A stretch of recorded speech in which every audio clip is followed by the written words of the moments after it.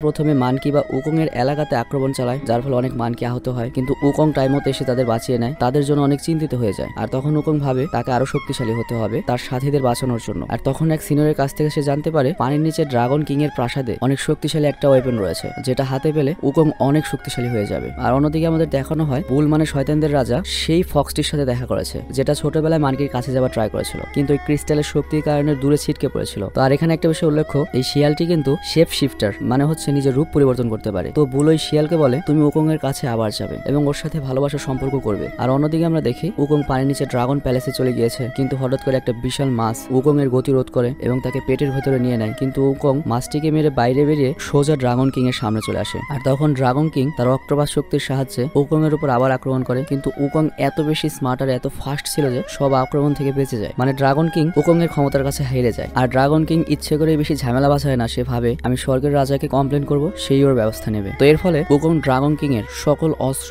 এবং তার special sweet বা কাপড় নিয়ে সেখান থেকে চলে আসে। আর ড্রাগন কিং এর কাছ থেকে ওগুলো নিয়ে আসার ফলে সমুদ্রের মধ্যে একটা সুনামির সৃষ্টি হয়। আর ওটা দেখে বুল এবং তার প্রেগনেন্ট ওয়াইফ বুঝতে পারে যে পায়ের নিচে কোনো সমস্যা হয়েছে।